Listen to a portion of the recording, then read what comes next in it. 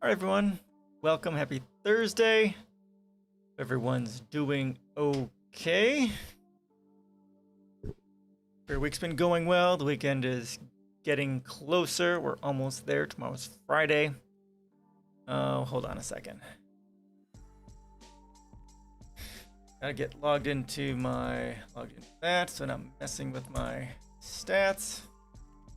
Heavens forbid I have a hit on my policy site. Can't have that.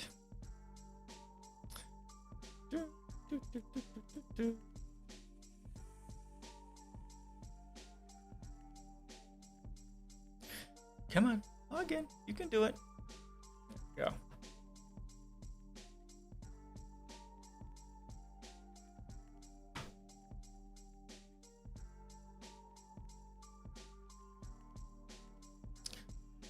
All right, there we go. Sorry. All right, so what's not a whole lot is happening with me. Just working, looking for work, getting our studio open for in-person classes. That's been most of my week since definitely Sunday. But haven't done a whole lot more than that actually. So how about you guys? What have you guys done? Anything interesting this week? Anything good happen? Anything at all? Oh, I heard today that the job I was kind of looking forward to, they decided not to go with me. So that's Trey Bum Air. But I did receive a response from Google, and I'll be starting that process hopefully tonight. I have a questionnaire to fill out. I signed up for their software engineer position, which is programming. So I guess we'll see. If that comes down to anything, I'll have to keep looking for other stuff. And yeah, hopefully I get a bite soon because I definitely need that. All right. Oh, and I've also, the last 2 days I did my DDP yoga. I did it the last 2 days, and it's Diamond Dallas Page, the wrestler. He's got this amazing kind of power yoga based yoga program, which is it's super amazing. I did it like 7-8 years ago, but I was having knee problems, I think, as a result of doing it, and I'm trying to figure out now, because I think I know how to deal with my knee problems. Basically, it's just I've got this vibrating foam roller that I can use to buzz out my my glutes and my hip. And that should release the tension on my knees, I think. So that's what I tried yesterday and today. And I'm sore from it. And I wasn't able to do the full DDP 9-second DDP push-up, which is a first. I've always been able to do it. It's you hold the up position, 3 seconds, go down slowly for 3 seconds, hold it there, not touching the ground, 3 seconds, and then release. And then hold for 3, up for 3, hold for 3. I wasn't able to do the up for the first time, which is just really kind of sad. But that's what I'm dealing with.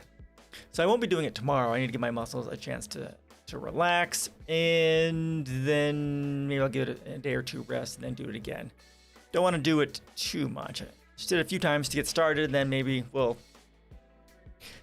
do it maybe 2 or 3 times a week, just because it was one of the most amazing. When I was doing yoga for like 7 months. I did 4 days of DDP, and then my normal practice 3 days a week. It was the best shape I'd ever been in. So hopefully I can get something out.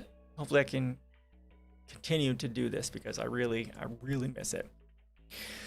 All right, so that is everything that is happening with me.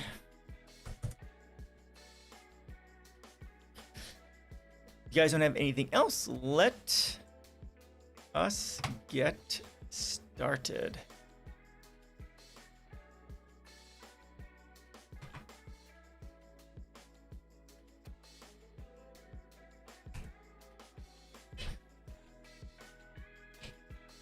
Ooh, excuse me.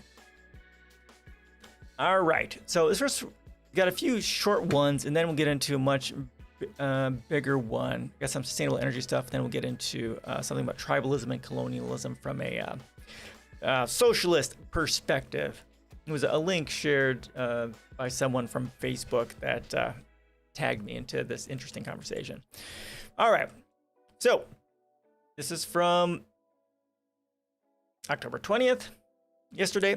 In tree rings and radioactive carbon, signs of Vikings in North America. Wood at settlement in Canada's Newfoundland that was cut with metal tools helped researchers pinpoint when the Norse first reached the continent well before Columbus. See, green roofs. Look at this, green roofs. This is probably a chimney here. Good stuff here, like this. I'd like to get a house that has a green roof because this is good stuff. So this is a reconstructed Norse longhouse built beside the archaeological site at Lance Meadows in Canada's Newfoundland. A new study pinpoints a year when the Norse were there as 1021 CE. 1021 of the Common Era. Vikings. Yeah, it's kind of throughout history, Vikings are kind of the exception to a lot of rules, and then although the Huns are the complete exception to almost every single rule. If you watch any of the crash course lessons in history or whatever else on Crash Course on YouTube, that's always the Huns, and sometimes the Vikings are kind of the exceptions to most of the rules. All right. Vikings from Greenland, the first Europeans to arrive in the Americas, lived in a village in Canada's Newfoundland exactly 1,000 years ago, according to research published Wednesday. Scientists have known for many years that Vikings, the name given to the Norse by the English they raided, built a village at Lance Meadows in Newfoundland around the turn of the millennium. But a study published in Nature is the first to pinpoint the date of the Norse occupation. The explorers, up to 100 people, both women and men, felled trees to build the village and to repair their ships. And the new study fixes a date they were there by showing they cut down at least 3 trees in the year 1021, at least 470 years before Christopher Columbus reached the Bahamas in 1492. This is the first time the date has been scientifically established, said archaeologist Margot Kutems, a researcher at the University of Groningen in the Netherlands, and the study's lead author. Previously, the date was based only on sagas, oral histories that were only written down in the 13th century, at least 200 years after the events they described took place, she said. The first Norse settlers in Greenland were from Iceland and Scandinavia, and the arrival of the explorers in Newfoundland marks the first time that humanity circled the entire globe. But their stay didn't last long. The research suggests the Norse lived at Lance Meadows for 3 to 13 years before they abandoned the village and returned to Greenland. Okay, why do they say 3 to 13 years? Interesting. The reconstructed Norse buildings at Lance Meadows are based on excavations at the archaeological site. The building may have been a church. Many Norse were Christians at this time, but perhaps not exclusively so. The archaeological remains are now protected as a historic landmark, and Parks Canada has built an interpretive center nearby. It's listed as a World Heritage Site by UNESCO. The scientific key to the exact date that the Norse were there is a spike in natural radioactive form of carbon detected in ancient pieces of wood from the site. Some cast-off sticks, part of a tree trunk, and what looks to be a piece of a plank. Indigenous people occupied Lance Meadows both before and after the Norse, so the researchers made sure each piece had distinctive marks showing that it was cut with metal tools, something the indigenous people did not have. Archaeologists have long relied on radiocarbon dating to find an approximate date for organic materials such as wood, bones, and charcoal, but the latest study uses a technique based on a global cosmic ray event, probably caused by massive solar flares, to determine the exact date. Okay, so these are, I had to do the no script here, so there's probably images here that we're not seeing. Previous studies have established there was such a cosmic ray event in the year 1990. God, in the year 993, that for a few months caused greater than usual levels of radioactive carbon-14 in the carbon dioxide of the atmosphere. Trees breathe carbon dioxide as they grow, and so the researchers used that radioactive carbon signature to determine which of the annual growth rings seen in cross sections of the woods was from 993, Kudum said. They then used a microscope to count the latter growth rings until the bark of the wood, which gave them the exact year the tree had stopped growing. In other words, when it had been felled by the Norse.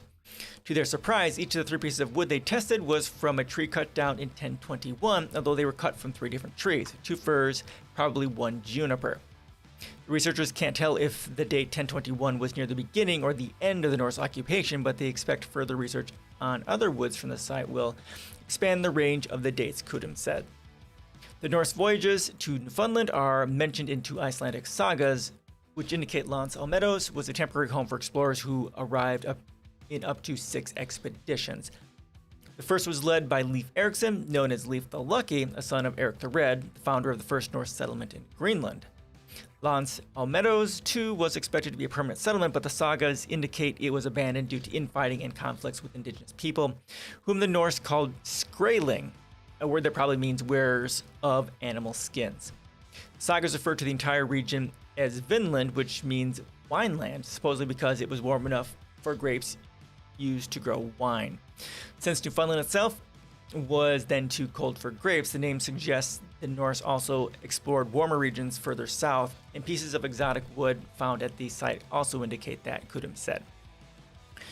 The use of an ancient cosmic ray event to exactly date pieces of wood is a relatively new development, and similar techniques are being used to establish firm dates on other sites, said Stuart Manning, a professor of archaeology at Cornell University, who is not involved in the new study. It's a clever application, he said. This is the first clear evidence of Europeans arriving in North America. All right, so there's that. Vikings. Bloody Vikings! Spam, spam, spam, spam, spam, spam, spam, spam, a wonderful spam. That's from Monty Python. It's one of their skits. All right, so there's that.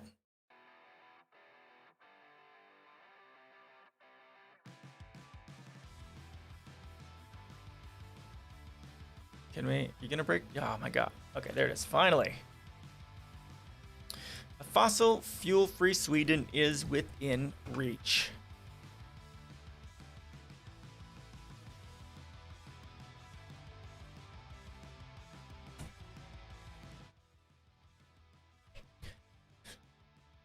All right. A fossil fuel-free Sweden is within reach.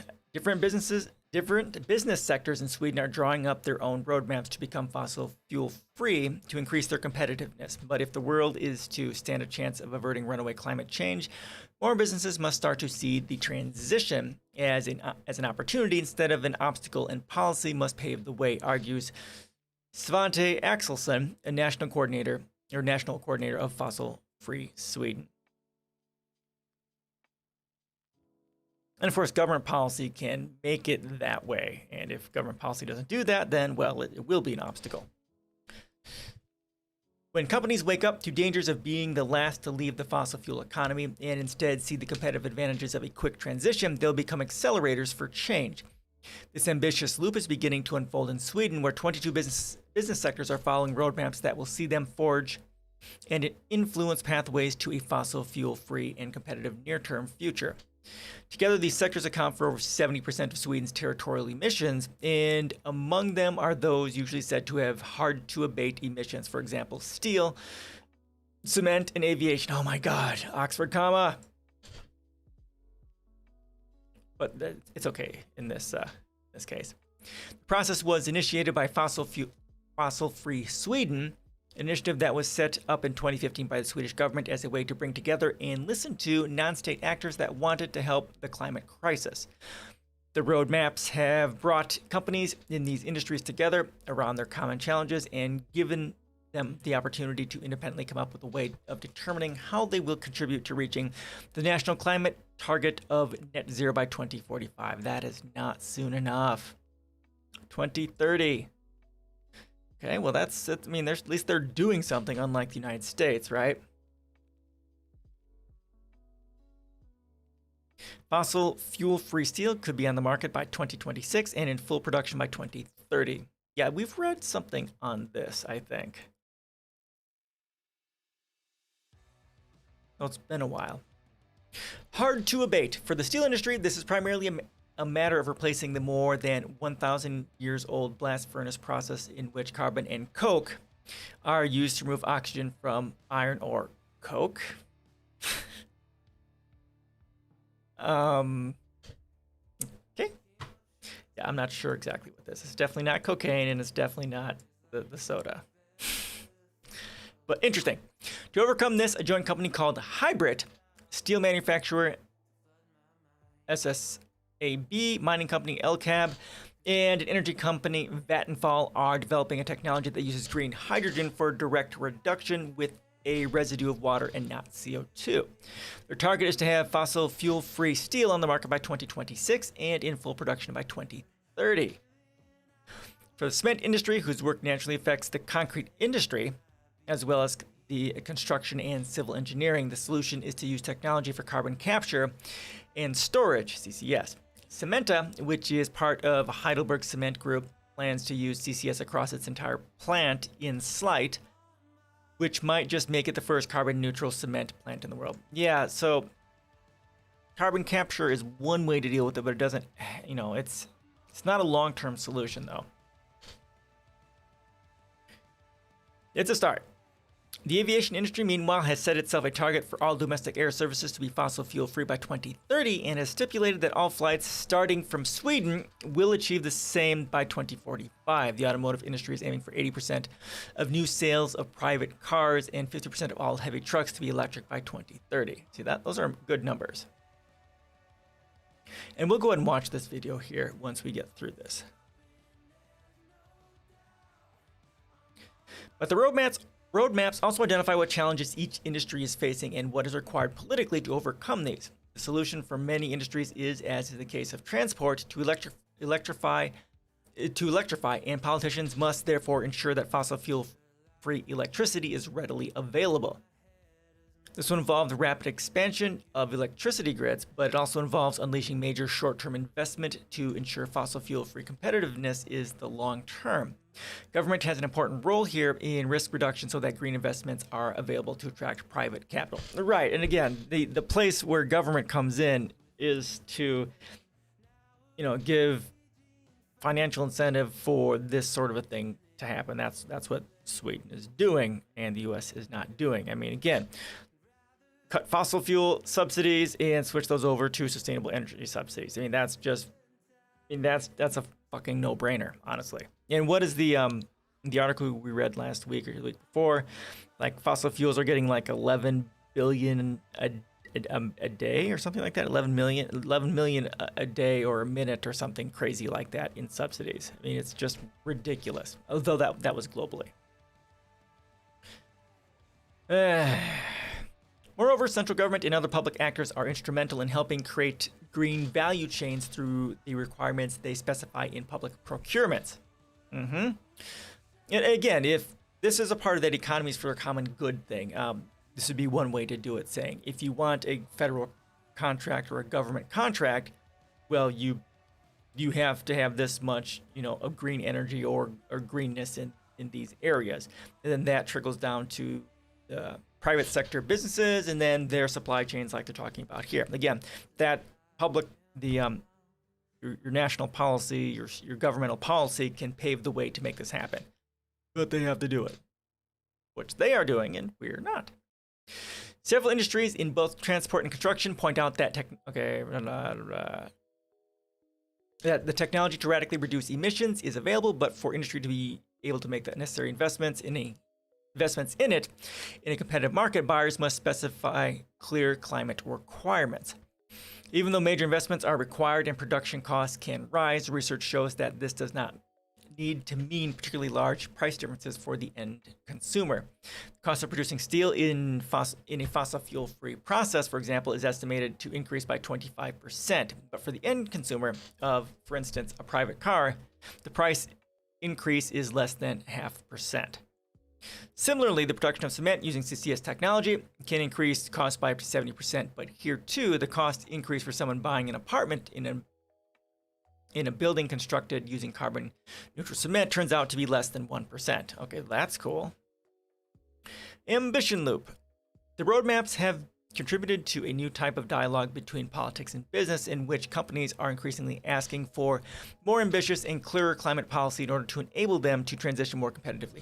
Yeah, and this, again, Sweden is very fortunate in that they have eco-humanist values and that they have policies looking and working towards setting goals for in policy and economic incentives towards actually moving towards doing their part in climate change.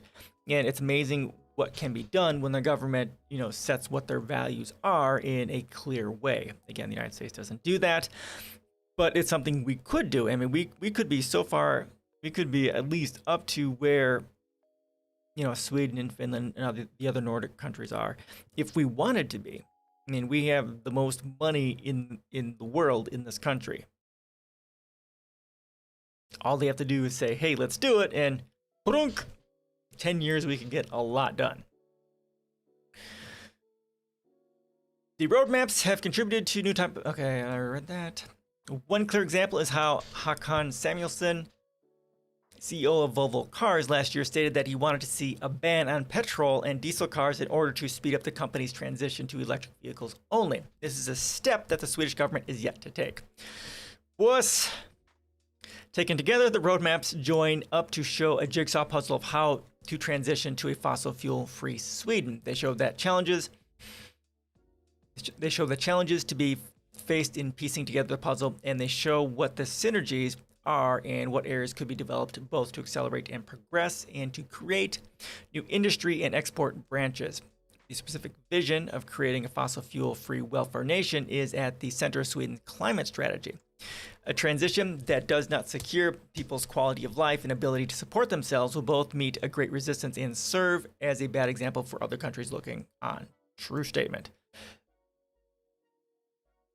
Sweden accounts for only 0.1% of total greenhouse gas emissions, but by leading the way, the country can both develop technological solutions that other countries can benefit from to reduce their emissions, and at the same time show how climate action, well-being, and competitiveness are interconnected. Yeah, and by setting the example, of course, they can show that it can be done, but also by being the first, they can develop the technology that other companies can end up licensing the patents for, or that the Swedish businesses can be hired to do stuff, so they can help the rest of the world to work on their transition, assuming they want to do it, right? And this puts them in, as a country, in a good position.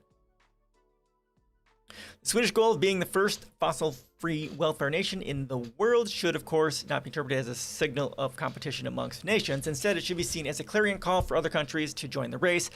And the more that get involved with the same aim, the faster the race to zero will be. Yeah, and like I said, if the United States, if this is going to happen globally, the United States needs to be on the vanguard. If the United States was the leader in this, oh my God, how much pressure we could put on the rest of the world. And again, the economies for the common good is kind of that core part of how that happens. And we're looking at trade agreements and tariffs and all that other stuff that, if your country is not fossil fuel free, or your pollution is this level, or your sustainable energy is below this and whatever else, then your tariffs go up, or we won't trade with you. So if your sustainable energy and whatever other sustainable concepts there are, if you're not at certain levels, we won't have contracts with you. We won't do trade agreements with you.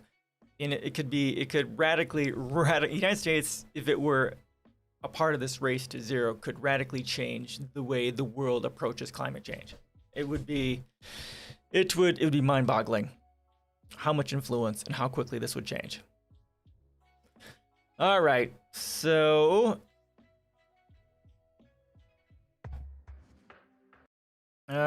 this it says built-in subtitles, I think. 1 minute long, not too long. Sweden, a fossil fuel-free nation.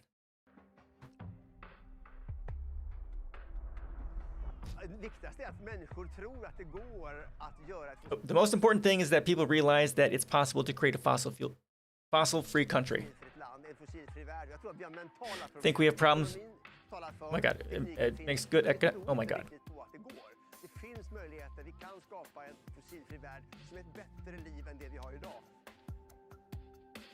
Det som händer nu i Sverige är att vi får en grön industrialism. Vi får ett antal gröna bioraffinaderier. Vi får världens första fossilfria stål, klimatneutral cement och vi får också elektrifiering av biltransporterna. Så att vi är inne i en enormt stor teknikomställning. Resan mot noll har redan börjat. Nu är det upp till politikerna att också leverera vissa viktiga beslut så att det blir möjligt att ställa om Sverige i en öppen ekonomi med fri konkurrens. Okay, so it's not a whole lot there. Nothing informational, it's just a commercial. All right, questions, comments, suggestions on that sort of a thing. It's cool. Jealous. If you want to... Unfortunately, if we built a PC for every fan who asked us... Hello? What? Oh. And here are my climate policies if you want to kind of see how I think we should approach it. The basics of it are right there. All right, questions, comments on that topic?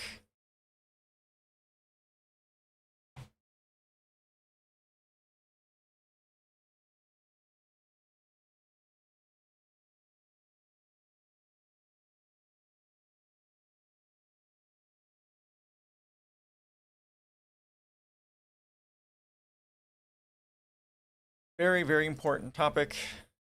Game over, man. Game over. All right, we will move on.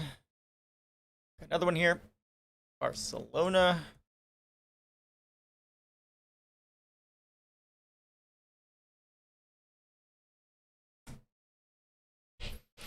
All right, Barcelona offers free transit to residents who ditch their cars. Did we read this? I don't know if we read this or not. This is from October 11th, so this is from, okay, this is from fairly recently. I don't think we did. I think I might have.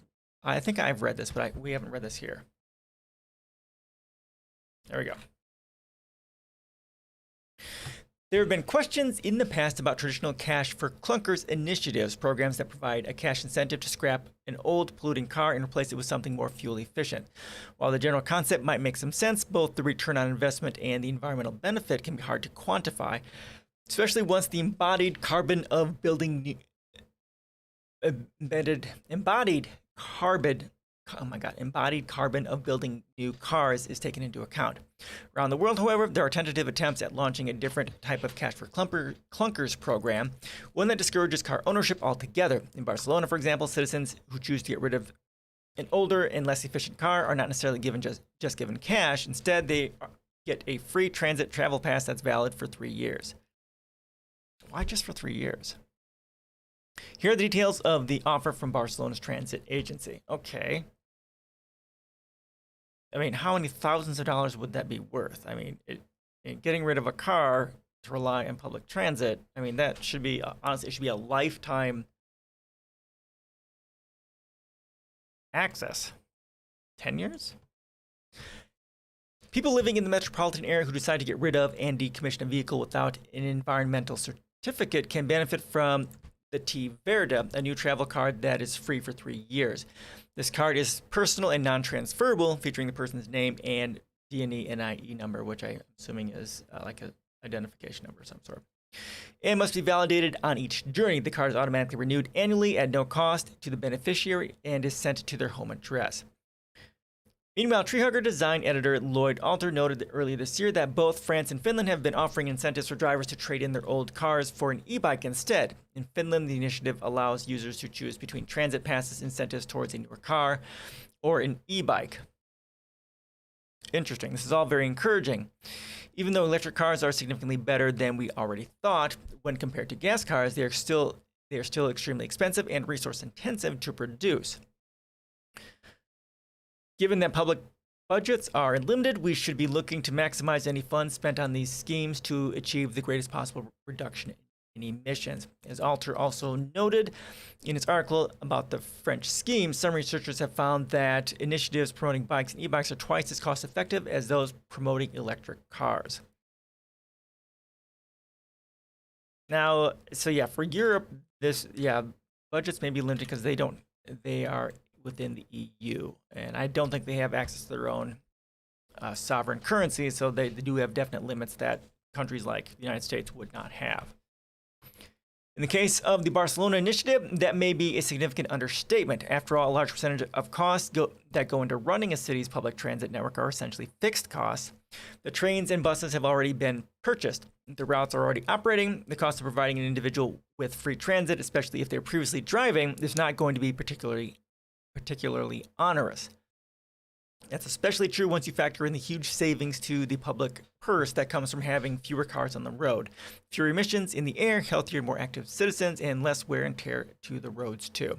It's also important to remember that humans are not particularly rational beings, nor are many of us that good at math. What would be interesting to see then is not just how much a city spends on initiatives like these, but also how much the recipient, meaning the person choosing to cash in their clunker, values what they receive. After all, free transit for 3 years isn't just about the direct monetary costs that save, it's also about the mental freedom of not having to worry about your transportation costs or car maintenance as part of your monthly budget. One can imagine that in an expensive city like Barcelona, that might mean a lot, especially when it frees you up to travel on transportation like these. Oh, that's cool.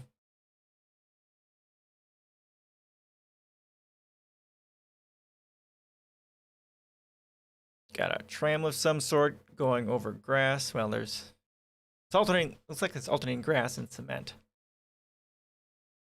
Cool. What other innovative public schemes are out there that encourage a decrease in car dependence? I'd love to see suggestions and leads in the comments below. Yeah. Where, man, how you doing? Welcome, welcome. How's your week?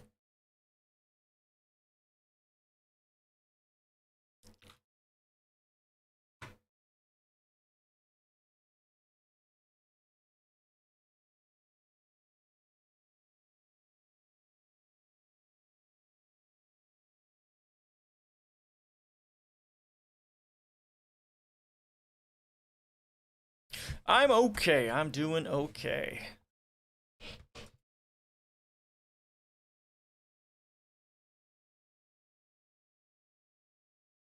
The daughter woke me up a bit early this morning, so I'm a little bit yawny right now. But other than that, and I've been doing last 2 days I've been doing my kind of yoga workouts in the morning, so I'm a little bit sore from that, but not too bad. It's good. My body feels a lot better from doing it. A little bit sore, but yeah, it's good.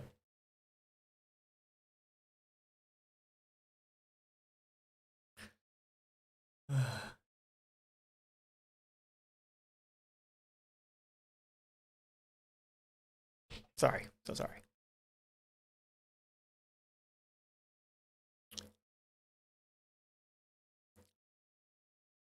This ingenious wall could harness enough wind power to cover your electric bill. It could be used near buildings in cities or on the side of a highway. I just saw this today and it looks pretty interesting.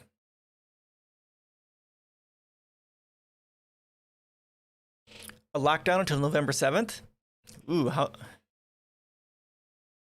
wow. How long is that? That's about 3 weeks? No. 2 weeks. A little over 2 weeks. How bad has it gotten there?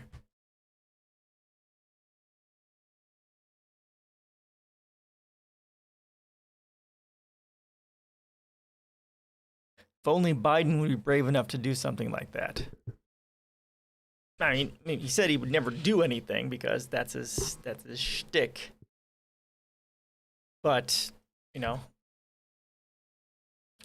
lockdown, social distance, wash, vaccinate for like just like a month, and we could make significant strides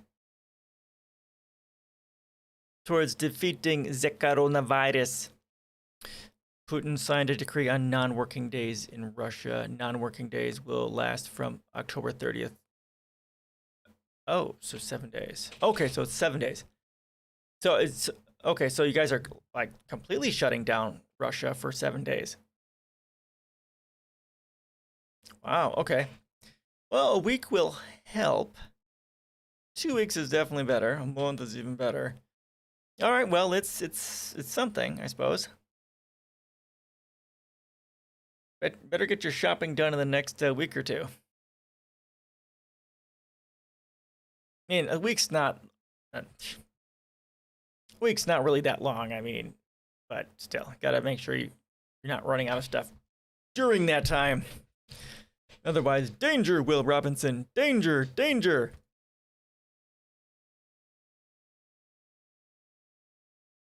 Well, good luck with that. Shouldn't be too painful. This looks really cool. I wonder if these are all tied together in like one gear or if they're separate. They have to be separate.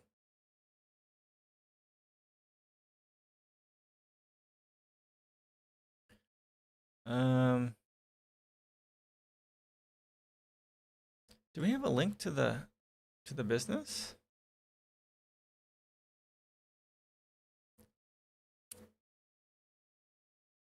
Okay, we've got a video there. We'll look at that then. All right. All right, harnessing wind power could soon become a breeze. Today, most of our wind power comes from large-scale wind farms set upon rolling hills and wind-swept coastlines. Floating wind farms are also cropping up in deeper waters where the winds are stronger, but what if we could build wind turbines in our cities, right here in our own backyards? Not the tall and bulky poles with huge spinning blades, but a new kind of wind turbine, one that could hide in plain sight and be easily mistaken for a wall. Again, for things inside the cities, we're looking at vertical axis wind turbines, and that's what these are, and I'm a fan of them. American designer and entrepreneur Joe Doucette has created such a concept and looks like a kinetic art installation. Yes, it does. His wind turbine wall consists of a grid of square panes spinning simultaneously along 25 axes. The exact size and format aren't set in stone, so variations of that wall could be used anywhere with a decent span, like on the side of a highway or the fence around a building. In other words, it could make wind farms even more pervasive, not just in the ocean, but also on land. Yep. Okay, this is pretty big. Look at this. So here's a chair. It's like three times the height of. Whoa. That's great. Non-working days will be counted as working days for the people. Cool. So no salary losses are expected, and this is good. Okay, good. However, everything is very bad with David. I was hoping the vaccines and other things would ease the situation, but out of nowhere, everything became so much more serious and not good. And I also heard that everything is not very good in Belarus with COVID. Oh, really? Oh, that sucks. COVID. I was wondering who's David, because I haven't heard about a David yet. Okay, COVID. Okay, good. Autocorrect. Gotcha. Okay. Wow. Yeah, I'll have to talk to my wife about that and see if she's heard about anything about COVID from Belarus. She hasn't told me anything, so I don't know. It's too bad. It's really too bad. And pretty much anywhere that the government is deciding not to do anything, it's just going to get worse, and people are just going to die.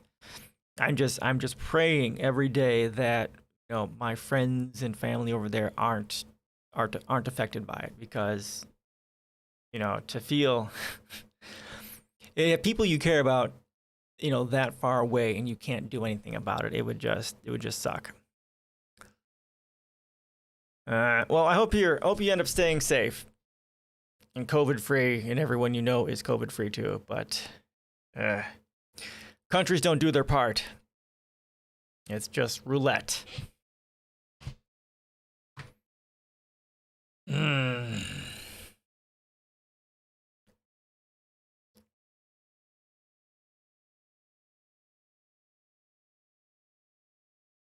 In its current iteration, the wall is made up of 25 off-the-shelf wind turbine generators. The middle part of the blade spins around. These are attached to 25 vertical rods with square panels attached alongside them.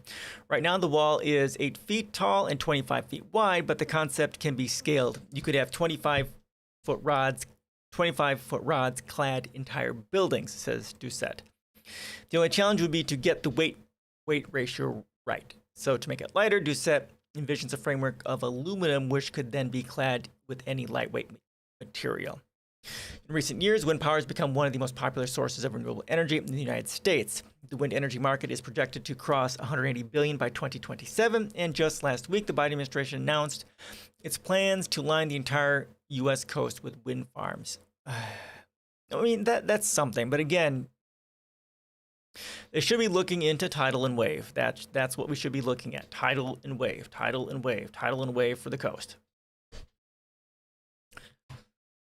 There are a lot of reasons why wind farms are in the ocean, says Doucette. These are massive towers. You're not going to see them littered around the cityscape. To be fair, many wind farms are in the ocean or along the coast because those are the windiest places that aren't obstructed by buildings or other signs of urban life. But that isn't to say that cities aren't prone to high winds too. In Boston, for example, the winds were so strong that in 2016, they overturned a century-old 8-foot-tall statue of Benjamin Franklin.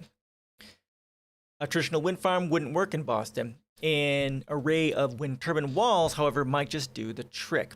Doucette has built a prototype for a single spinning rod and runs simulations based on that.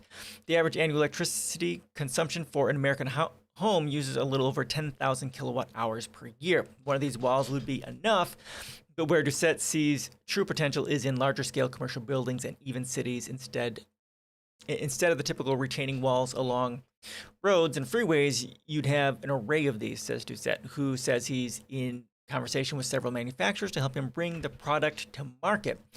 With the added wind boost from trucks, our highways could take care of all of our energy needs. Yeah, and that's one of the things we could also do. That's kind of part of the energy recapture market. Honestly, really unexpected situation to me with COVID here in Moscow. Almost everything was, we can say, fine. It was like, LOL, now the storm has started. Oh, yeah. Yep, that calm of ignoring it until the interest is paid on that ignoring of the pandemic gets paid. Yep. That compounded interest of ignoring it. Yeah, that's too bad. And that's what a lot of countries have done. Like here in the United States, the CDC has changed its things to like, you don't need your mask for this or that. Then, oh shit. Oh, I guess we do because Delta. Durr. Guten Tag. I don't know how to say that in how are you? I don't know how to say that in German. I'm sorry. Welcome back, Buried Fresh. How you doing today? I've covered mostly tech currently. We covered, actually, the first thing was Vikings in North America, Barcelona, free mass transit to residents who ditch their cars. And now we're doing some vertical axis wind turbines. Wie bist du? I think. I'll take your word for it. Guten Tag, nein, guten Morgen. I think it's all I know of German. Yeah, that's all I got.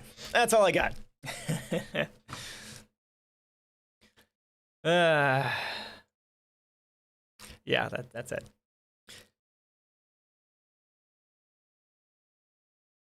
So here we've got a combination of energy recapturing and also capturing of course, the standard wind from a wind turbine. Good stuff. Sometime in the near future, then, anywhere with enough span for a 25-foot wall could become a potential source of energy. In urban areas, there's not a lot of open sunlight for solar to work, says Doucette. Wind is always there. It's true. All right, so we got this video. Let's take a look at this. Another one that doesn't have captions. Hopefully this one won't go by so fast.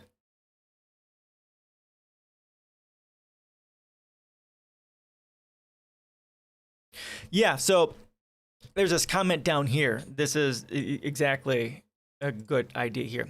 Hey, Joe Doucette, instead of on the side of highways, you could put it in the middle, like on Interstate 695 around Baltimore, so traffic on both sides would make it spin. Highways could even be designed so truckers would use the inside lanes near it. Heck, even truck manufacturers and even car manufacturers could start to design vehicles so it pushes wind that way. I had a similar idea like this like over a decade ago. Okay, so that... yes, algae. Algae is something we need to concentrate on. That's a part of my environmental policies. That is, yes. Algae is amazing. It's 100 times more efficient than trees in carbon capture, and you can turn it into food. You can turn it into oil and stuff like that. We've covered some articles on that, and it's just it's an energy intensive, and it's just a very intensive process, unfortunately. Yeah, more effective than solar. But my grandfather knows German because his mother was German, and my grandmother knows German. Thanks. Okay, cool. Yeah, I know so little. So little. I'm such an American. All right, let's see what we got here. Hopefully this will have subtitles on it because it doesn't have... Yeah, so here's the turbines.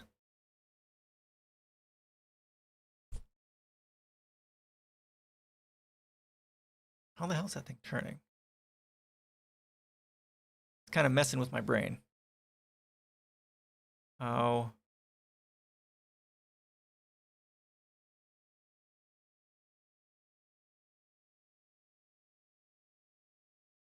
I can't even tell. Looks cool.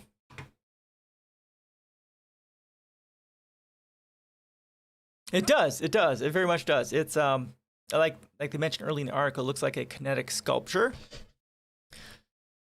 So yeah, it's pretty cool. I wonder how noisy it is. They don't have sound on it or anything like that.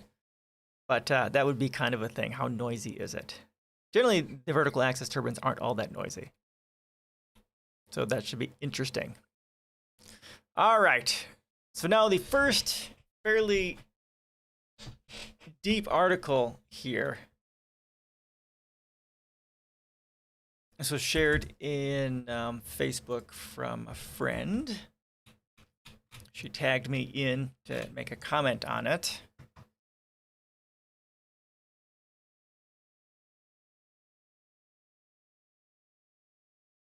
This is from worldsocialism.org. I think we've read articles from here before, I think. No, not this one. This is the Socialist Party of Great Britain. I think it's worldsocialistweb.net is the one that I have read from. But here, when is this from? Give me a date on here. I hate it when they don't put dates at the top. Makes me angry. Come on, you bastards. Seriously. December 2020, it looks like. Okay, December 2020, so last year. All right, so my father and I think it's fair that Americans don't really need to know geography. You have many states that can already be said to be countries. Okay, and knowing where conditional Zimbabwe is too much info. Okay, well that's a fair perspective, I guess. Well, the problem with that is, I mean, it's a good point. We do have a lot of states, and we have a whole bunch of different geographies and biomes and environments. Yeah, like you're saying, it could be like smaller countries in Europe, but the not knowing about the rest of the world, in a way, it creates an ignorance, which does power a level of tribalism, nationalism, and effectively racism as well. Because the nationalism itself creates racism and colonialism, like we're going to be talking about here. So the more our children know about the world, the better off it is, because they'll be less afraid of the world that's out there. And it'll help to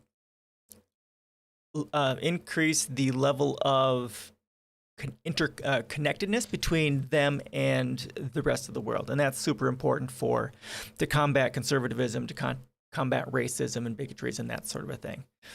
But yeah, and that's something I talk about in my educational policies. That's super, super important. But you have a very, very good point there. A very good point there. Big country. All right, so this here Now, of course, because it's socialist, it has a definite bias and they have definite terminology here when talking about this. But let's get through this and see what they have to say.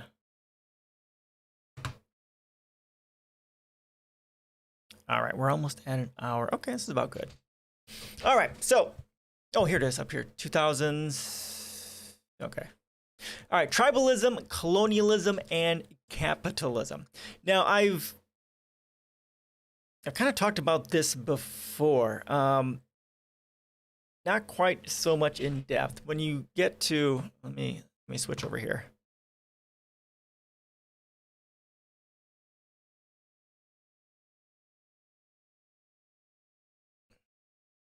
No, let's just go through it.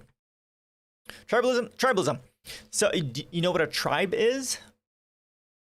So many isms, yeah, isn't there? So it's the state of concentrating on or focusing on or favoring your tribe. Now, we use tribe here in this kind of leftist political context as something that is very scalable. Like your family could be considered your tribe, or your city is your tribe, depending on the scope with which you're talking about. Your nation is a tribe, right? So or your race could be a tribe, your religion could be tribe, right? It's kind of your groupings. So tribalism, colonialism, meaning slavery and systemic and structural racist-based violence globally, slave trade, and the just destruction of Africa and Central and South America and that sort of thing, and of course, term we all love, capitalism. All right, the festering of tribalist, nationalist, and racist sentiment are nurtured and sustained by the capitalist system. Now, I was going to counter this, but the key point here is sustained by the capitalist system. Now, it's a little bit more than sustained, because capitalism is driven off tribalism, it's driven off nationalism, and hence it's racist and colonialist and imperialist because of that. It's not, capitalism doesn't sustain nationalism and racism. It drives it and almost essentially requires it, such things. All right.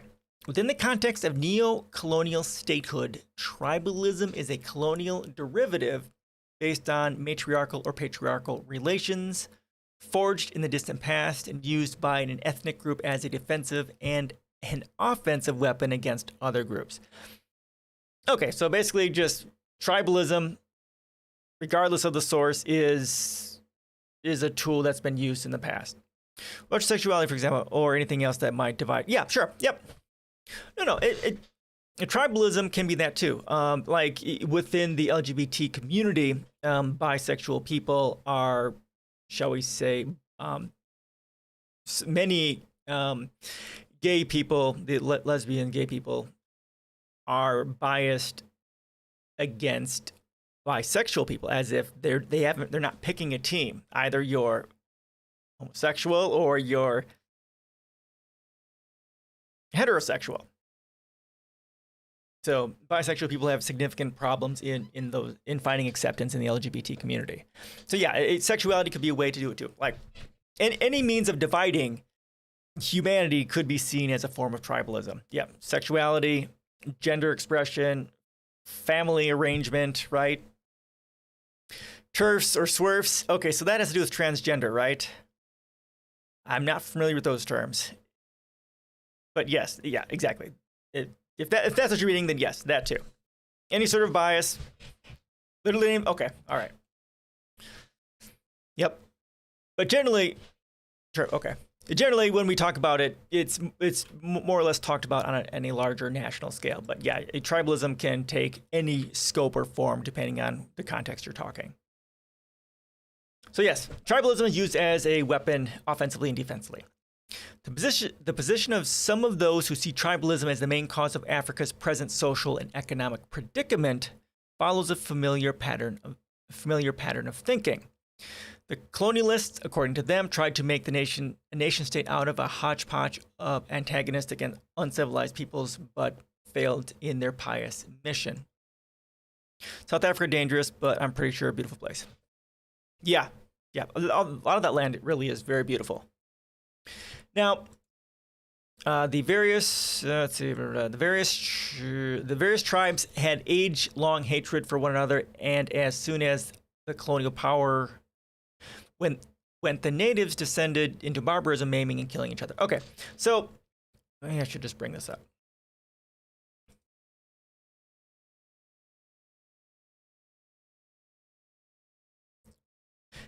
Okay, so the core driver here, and I don't normally talk about this quite so much because I don't have any writings on this or I don't have any graphics primarily on this. But when you look at the primary drivers of tribalism, of violence like this, the core driver of all this pretty much, okay, let me just bring this up. I'm going back and forth and bringing it up. Let me just bring it up. This is something that is not finished, but I'll,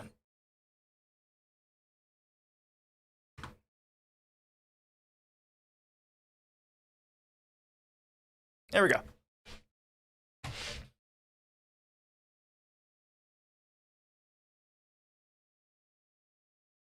Just kind of messing with it, not sure what I want to do with it yet. So when we start with the Paleolithic age. This is the age of the hunter-gatherers. Right. There was low scarcity, high abundance, mostly matriarchal, egalitarian, nomadic, hunter-gatherers, and they pretty much shared their resources no matter what it was. Tools, sexual partners, it doesn't matter. The Paleolithic age, hunter-gatherers was fairly peaceful.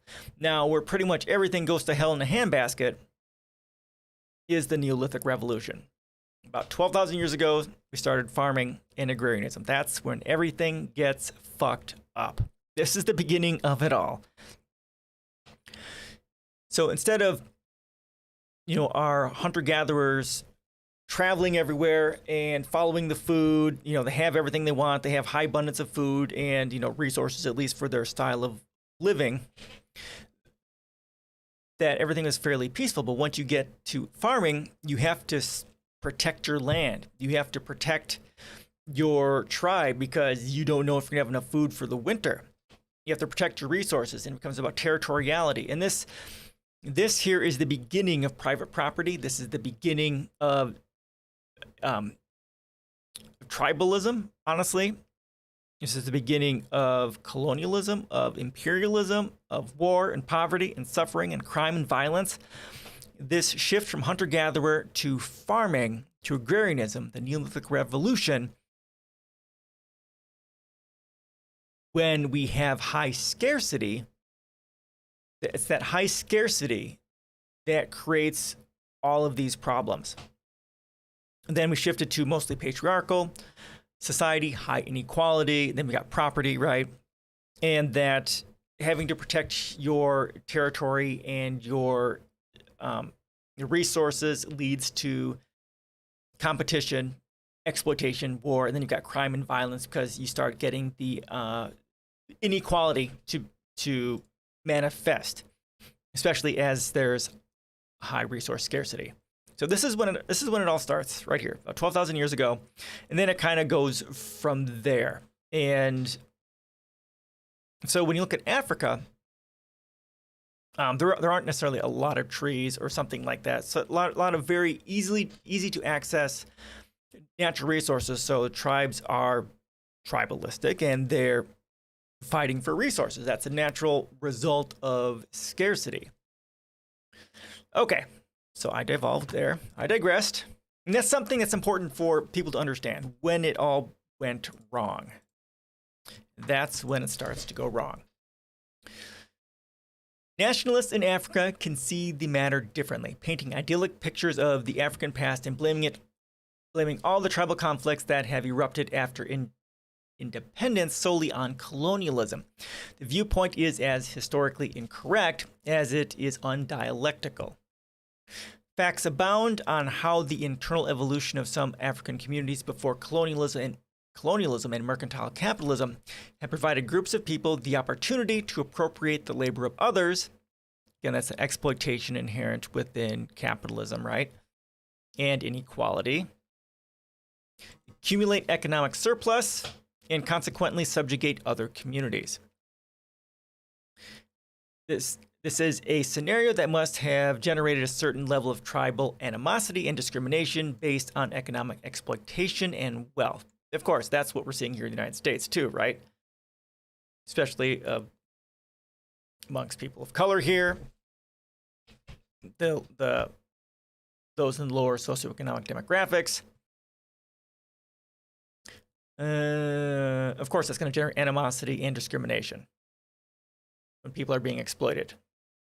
Because as inequality goes up, social trust goes down, and then tribalism goes up, and then animosity, anger, crime, discrimination, all that stuff is a natural result of the increase in inequality. Even if this was on a minor scale compared with the situation in colonial times and the post-independence era, it was these differences that were deliberately and carefully nurtured by the colonialists and later exploited by the neo-colonial bourgeoisie after independence to keep the people manacled to the capitalist system. So, yeah, if capitalists came in, the colonialists came in, and they established a whole system of infrastructure that wasn't there before, and then created this inequality.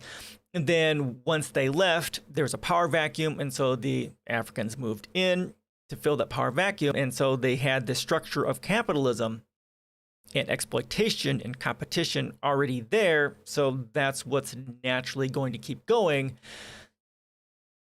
unless they had very strong eco-humanist values prior to that, but they didn't. In colonial times, colonialism, whether it was of the British, Belgian, French, or German variety, was not meant to be a benign enterprise. Of course not. The motive behind its establishment was one, the exploitation of labor and the accumulation of economic surplus. Yep. Consequently, the driving force behind it, capitalism, did not spare the exploitation of labor in both the metropolis and other lands, even if it meant spilling blood to fulfill this sordid agenda. Yeah, I mean, capitalism doesn't care about people or the environment. It's profit no matter the cost to human lives or to nature. It doesn't matter. It's profit. Profit is the only value that we have. And again, I keep sharing this post. This post kind of explains the very core of that problem. Tension. This is the tension within methods of exchange. You guys are tired of having me share it, but it's right here. At some point, I'll figure out how to put together a post that talks about the scarcity aspect, because I'm going to have to write about that when I talk about a resource-based economy, because you've got the change, because you can kind of see it as 4 stages. You've got the Paleolithic, where there's high abundance for hunter-gatherers. Then we get to the Neolithic Revolution farming, which has high scarcity, which is where all the crime and the exploitation and competition happens. Curly Bear, leaving work early, and I'm listening while I'm oh, okay, cool, thanks. Good to hear you. Drive safely. Don't let me distract you. I'll try not to. We have to be very quiet so we don't distract Curly Bear. Please do drive carefully.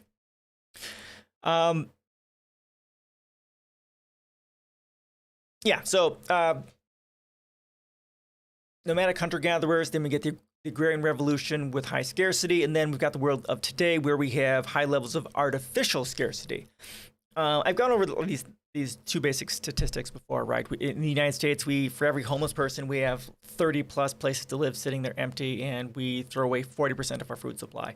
It's not that we don't have high abundance. We do practically, at least nationally, at least in the global north, have high abundance. It's just that there's no money to be made in making the world a better place for humanity or the natural world. It's just there's no money in it. There's no profit to be made in doing good, right? So we're in the state of artificial scarcity, mostly in the global north, but the global south itself, there's artificial scarcity there too, at least if you take it within the context of history, that the global north and its colonialism has been stealing all the resources from Africa and Central and South America. I mean, those continents, those areas have never been poor.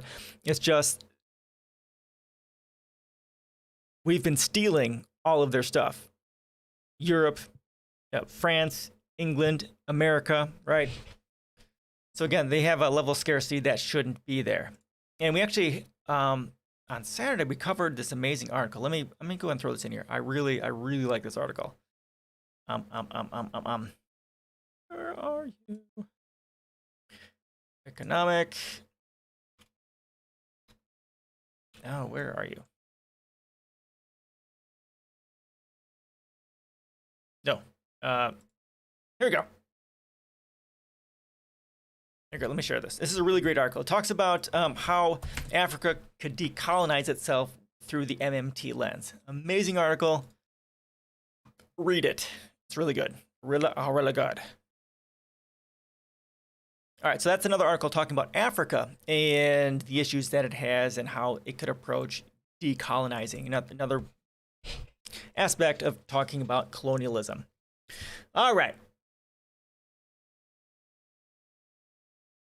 So again, once you have high levels of resource scarcity, there's going to be violence in order to get that. So this is as long as there is competition, violence is the way it is going to be between peoples. This mercenary impulse had implied increased production, technological expansion, the growth of the external and domestic market, and ultimately the annexation and political control of other territories. Tribal groups which stood in the way were, in colonial parlance, pacified, murdered. But if, as suggested in some quarters, the colonial enterprise had meant to pacify and carve out viable nation-states capable of competing with metropolitan capitalism, the monopolistic tendency and vampire essence of the profit system would have been stillborn.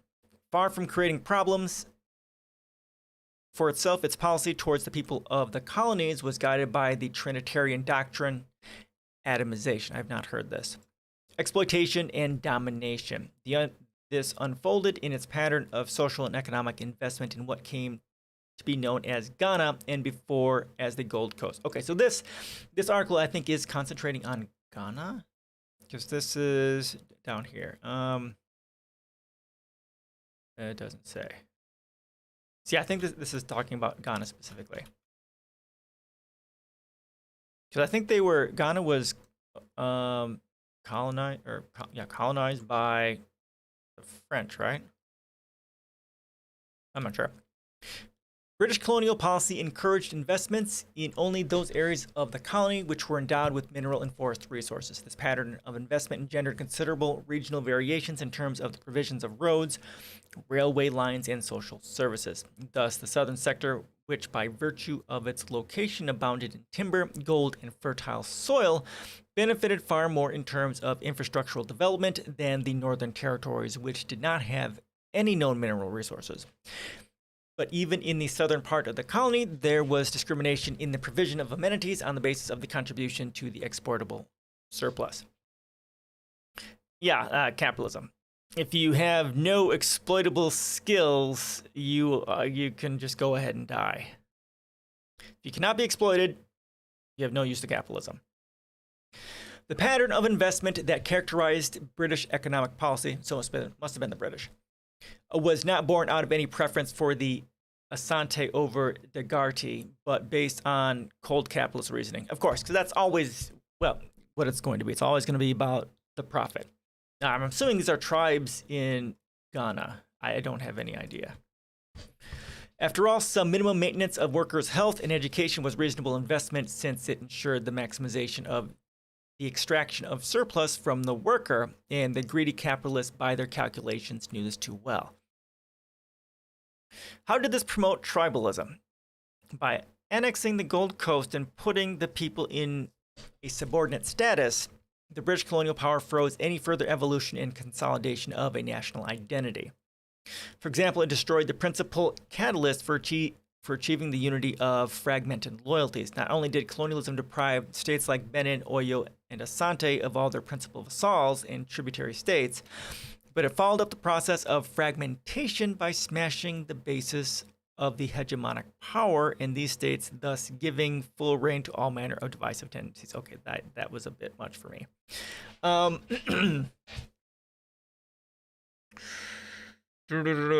the process of fragmentation by smashing.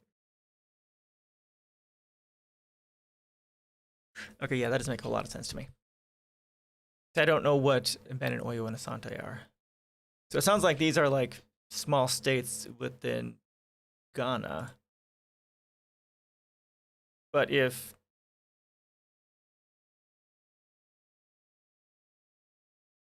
okay, let's move on. Maybe it'll make more sense as we get down here. While pretending to be carrying out a mission of uniting the incorrigibly warring tribes, British colonial policy consciously and systematically separated the various people, creating conflict and ill will among them. Oh, okay. So, yeah, that's a method of that would make their lives more difficult. The British lives more difficult because it would be harder to manage them. But also, it keeps them from working together, right? You keep them separate, then you keep them competing, and then they won't be able to work together. Much like, you know, what's happening here in the United States, right? They still keep doing racist policies to keep us separated. They debt slavery, wage slavery, which keeps us, you know, fighting amongst ourselves because we just don't want to be homeless.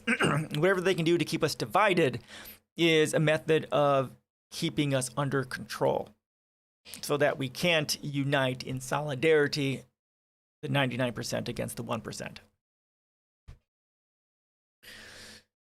Okay. The colonial government sometimes saw the value of stimulating tribal jealousies so as to keep the colonized from dealing with their principal opposition, the colonial and the emergent African bourgeoisie, who together were milking people. Okay, that's just what I said. Yep. By categorizing the various linguistic subgroups in the Gold Coast, Frafra, Dagardi, Ninkarsi, Kasasi, Dagumba, Akayam, Asante, and Fanti, as tribes, the colonial regime began to nurture parochial and exclusivist consciousness among people who previously had regarded themselves as one.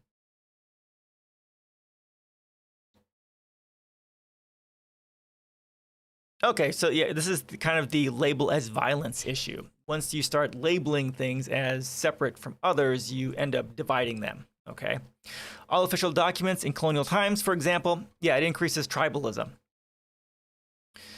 All official documents in colonial times, for example, required information on the place of origin and ethnic background of the individual. Names were thus suffixed with one's tribal background and area of origin, feeling regarded as a member of an ethnic group by others and that they would behave towards you accordingly. Individuals began to feel the need to identify more closely with their kith and kin and to promote its interest relative to others, right? Increasing tribalism, okay, as a means of control. Yep.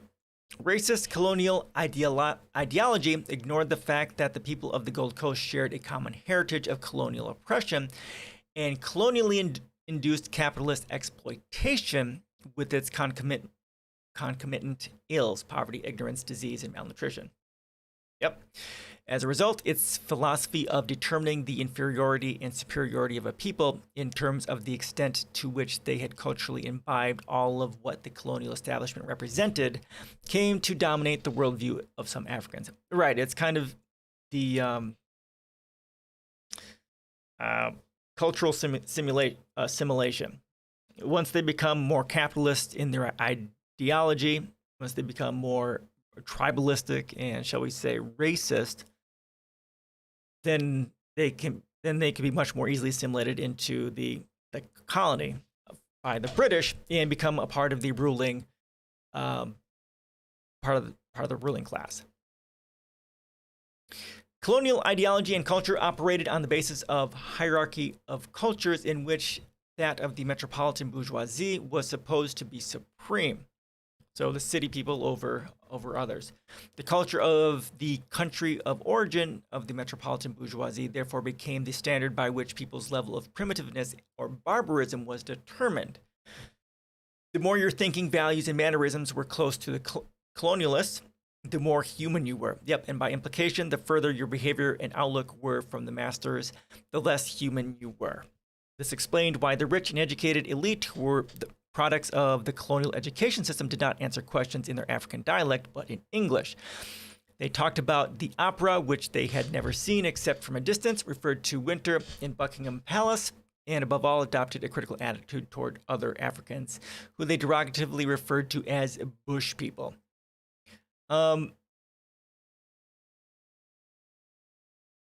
Yeah, so this is them, how to phrase this, becoming a part of the ruling structures. As they culturally assimilate into the colonialists, they become a part of the ruling structures because they are the ones who colonized these Ghana and were exploiting the natives. So as you become part of the ruling structures, you become more sociopathic and therefore willing to divide yourself from them and even find your identity by that very division, by that very label of separation. But the idea of trying to approximate to the colonizer was not only to be found in the relations between the African and the European colonizer. Sometimes Africans tried to approximate their status to other Africans if they thought those individuals enjoyed a higher status. African ethnic groups, which had a high number of educated and rich people within them as a result of their long contact with the colonizer, tended to feel superior to others. Even if they were poor and illiterate, they identified psychologically with those in their tribal group, which were rich and educated. It did not matter to the poor Asante, Frafra, or Iwi person if all of them were victims of crude exploitation by colonialism and the African bourgeoisie. In their minds, the identification with tribal big boss and the fact that they came from the same ethnic background was enough, even if it did not ensure the enjoyment of a spoon of marmalade from the master's table. These exclusivist and warped thinking explained why poor Asante, for example, could feel deeply offended if he was mistaken for a Busanga or any other tribe. This not only led to more barriers between the ethnic groups, but effectively undermined their capacity to confront capitalist exploitation. The interethnic struggle for superiority, or at least to avoid the stigma of inferiority, dissipated the energies of the people. Yeah, creating the division and ensuring those labels of division existed increased tribalism and had, some of them become a part of the ruling, or at least identifying with the ruling class. Much like, here in the United States, we have people standing up to protect the 1%, standing up to protect the corporatists or the capitalists or the billionaires, because we have this concept, this cultural concept here in the United States that we are temporarily embarrassed millionaires. Like, someday I could be rich, right? Instead of understanding that that's never going to happen. We have to stopping to identify with the ruling class and realize that we are part of the 99%, not a part of the 1%. And the more you identify with the ruling class, the more you separate yourself from the rest of the people. That's a lot of what they're seeing here. Tribalism today. The African bourgeoisie, which assumed the mantle of power after colonial rule, also did not fail to realize the usefulness of tribalism in the struggle against African masses. Again, so once, the capitalists left, the culture was already set for capitalism, exploitation. The labels were already set. The tribal divisions were already set. The linguistic and cultural violence was already put in place through the use of the labels and the separation. So when the white people left, then the Africans moved in, and they were already a part of the ruling class, so they were already, shall we say, brainwashed by capitalism. So they just, trading one color master, capitalist master, and exploiter for another. Like racial violence in Europe, tribalism was a means to an end, deflecting the anger of the masses from the neo-colonial bourgeoisie and directing it at other members of the working class. In another sense, it was the most convenient cover for the capitalist robbers who stole economic surplus from the working class and poor peasants. The attitude of the African bourgeoisie towards the colonial state that it inherited, therefore, was not that of dismantling and radically transforming the exploitative relations of production. Exactly. So here's that tension within methods of exchange, right? So the attitude of the African bourgeoisie towards the colonial state that it inherited was they didn't want to dismantle it or change it. They wanted to keep it because as the African bourgeoisie, the African capitalists, or those who had joined, who had been culturally assimilated into the English capitalism, right, were already a part of the systems of control. So they had that attitude and they benefited from being in that class. So why would they want to lose their advantage over others? And part of their assimilation, the cultural assimilation, is thinking that others were less than you. Again, that tribalism, that separation by labels. So that was part of their identity. So why lose it? Why turn it over to you make it a better life for other Africans when they are less than we are? That is that sociopathy that is inherent within tensions of methods of exchange. It was guided by the desire to inherit the colonial state machine and seek accommodation with international capital in the extraction of economic surplus from the working people. Consequently, post-independence politics in Africa has witnessed the arousal and manipulation of tribal passions and petty differences among ethnic groups, for the same sordid reasons that the bourgeoisie in Europe sometimes find convenient it to use racism. Yeah, so tribalism, there can be racism within Africa too, between the different groups, right?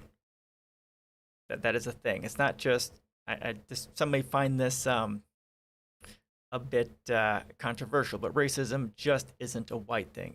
Everyone can be and is racist in one form or another. It's just a matter of how, if we realize that it's, the tribalism is racism.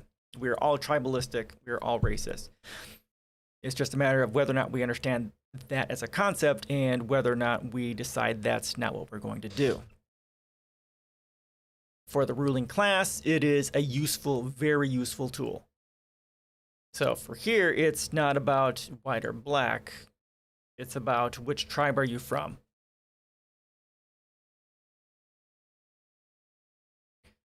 The predatory character of capitalism, coupled with the hollowness and hypocrisy of the African bourgeoisie, created fertile conditions for the festering of this cancerous disposition.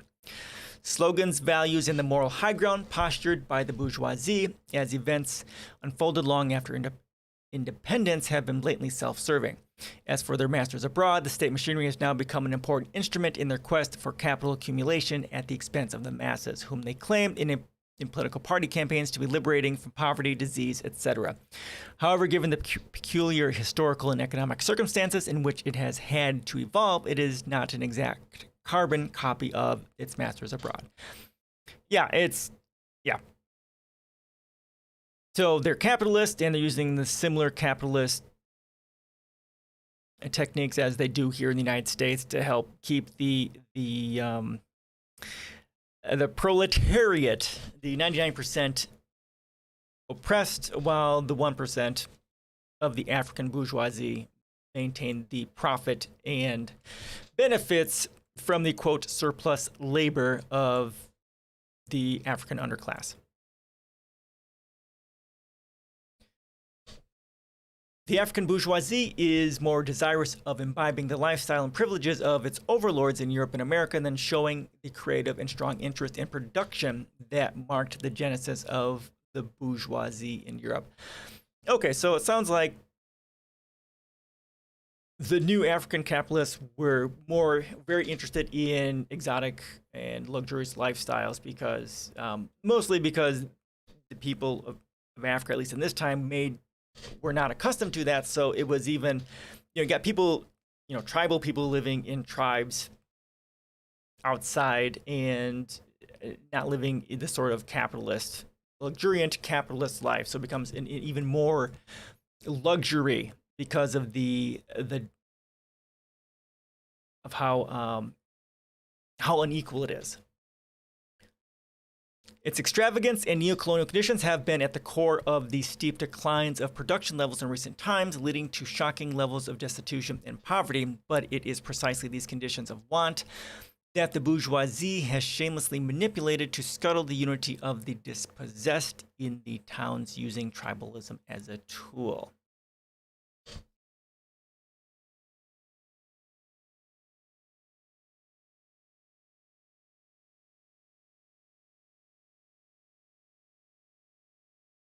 Yeah, so the more impoverished people are, the easier it can be to manipulate them through tribalism and other methods of psychological control. Cruel economic conditions have forced many residents in poverty-stricken suburbs to seek help and protection by means of a network of social obligations, transferring some of their traditional feudal loyalties and institutions to the urban environment. Most ethnic groups in Accra, Kumasi, and Sekunde Tekordi have installed chiefs to whom they pay allegiance and seek protection. Tribal associations have also been formed to advance the cause of particular ethnic groups and used as sources of benefit, helping to find a job, accommodation, money, and credit. People also stick together to make common cause against other tribal groups in struggle for economic survival in the dog-eat-dog environment that has been created by capitalism. Yeah, this is exactly right. So again, it's just pointing out, of course, that capitalism, scarcity again is the core driver of this, but scarcity creates tribalism and it puts tribes against tribe for competition, and that's the core problem. And again, if these tribes, these tribal associations, ethnic groups, or whatever tribal denominations you want to use, were working together instead of competing, things would be very different, and that's the fundamental problem. And what I say here at the end of my tension within methods of exchange. Again, this is only like a 7-minute read, so please, by the gods, please read it. The last thing I leave us with on this is this quote.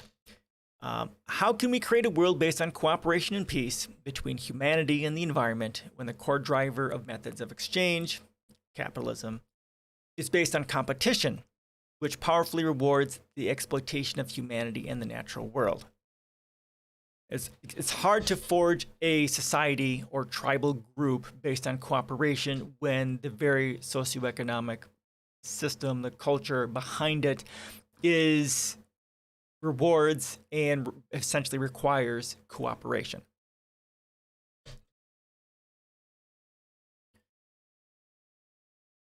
It is these tribal associations that provide arenas for the various factions of the bourgeoisie to launch offensives and counteroffensives against each other in their struggle for political and economic power. Events in the run-up to this month's presidential election in Ghana provide ample testimony of this, as many of such groups with the backing of the bourgeoisie have sprung up, all seeking to advance the interests of the bourgeoisie and the various ethnic groups. They have organized and whipped up the sentiments of the lower strata of their tribespeople against rivals belonging to different ethnic groups, using tribalism. They have created the impression that it is only when one of your tribesmen is at the helm of affairs that you can have a fair share of national development and individual personal advancement. Yep. Consequently, where a presidential or vice presidential candidate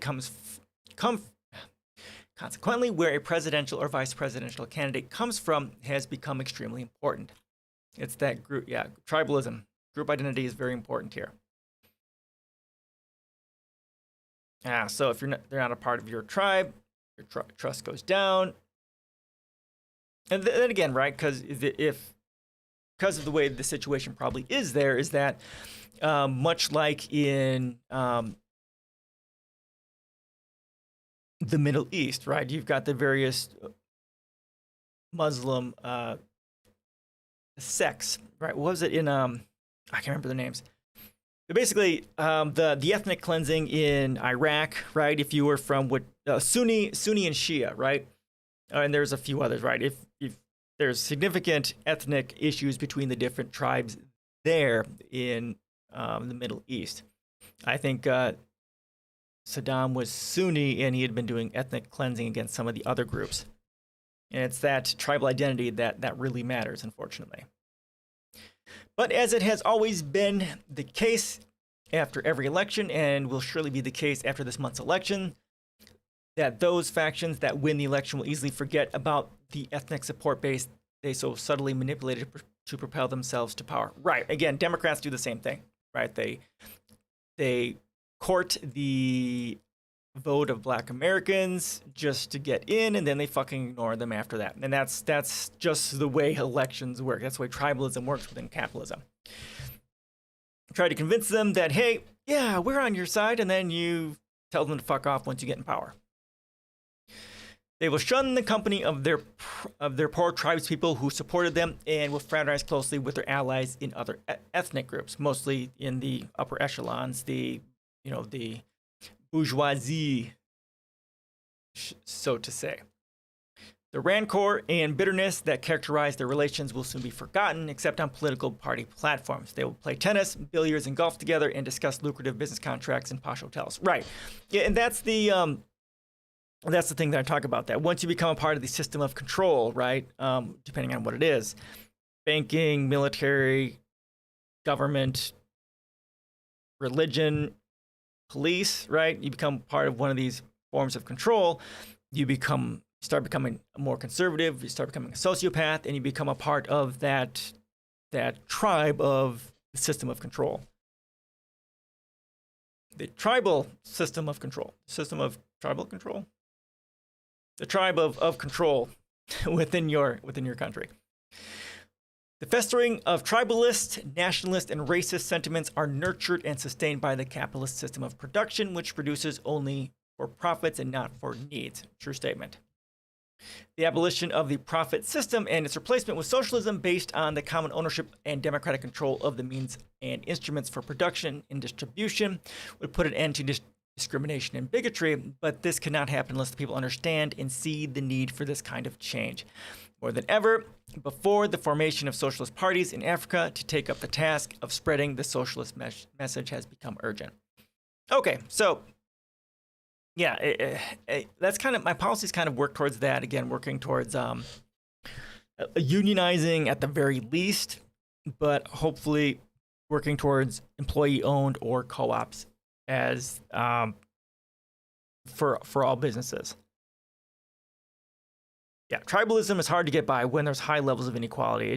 High levels of inequality greatly stratifies society and greatly increases the tribalism. It makes it very difficult to get anything done. Okay, there we go. Questions, comments, suggestions on that long article? Long.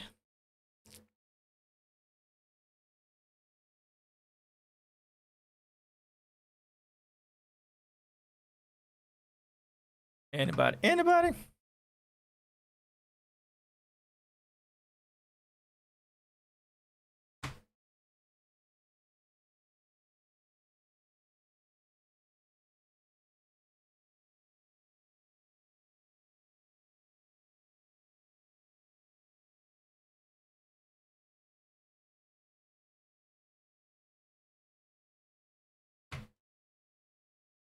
All right.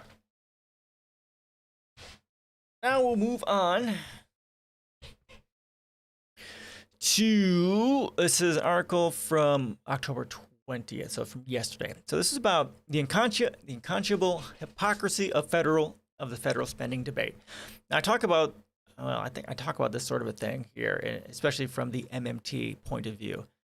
It just drives me nuts. Why is it controversial to spend on social programs but not the Pentagon, or subsidize the poor but not the rich? Yeah, again, it's rugged individual, as Dr. King says, rugged individualism for the 99%, and socialism for the rich, and rugged individualism for the rest of us. So there's never a question when they are writing the bill for defense spending, for military spending, for U.S. terrorism projects, right? There's never any question about, weapons of war and murdering people globally. But if ever there is something that's going to help someone, all of a sudden they become cost conscious. Oh, how are you going to pay for it? Right? Murdering people globally is a bipartisan thing.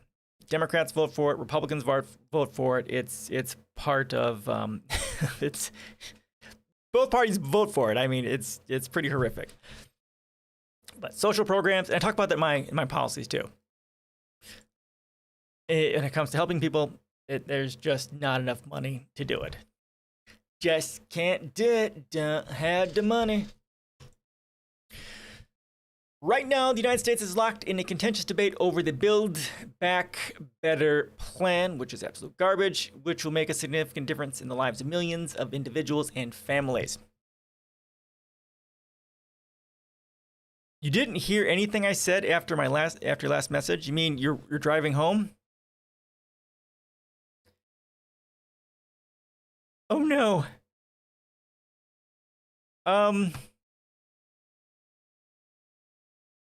I finished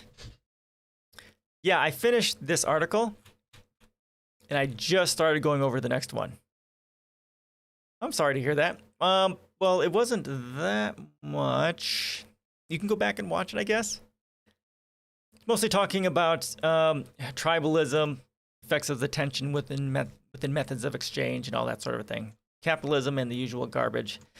That the tools that they use to separate us and to control us.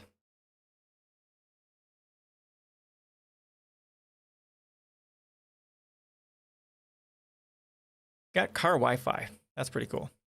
Well, it doesn't work so well, so that's not quite so cool. That would be frustrating. All right, so yeah, we're starting this article when it's talking about the unconscionable hypocrisy of federal spending. So, whenever they want to murder people with the defense budget, there's no questions. But if they want to spend money on social programs, like, all of a sudden they become cost conscious. Like, how are we going to pay for it? That's what we're starting. Even though the provisions included in the plan, including universal child care, home care for seniors, better Medicare benefits, green jobs, fairer taxes on the wealthy, and more, are supported by majorities across the political spectrum, certain interests are determined to derail this historic legislation. Cinema, Manchin, parliamentarian.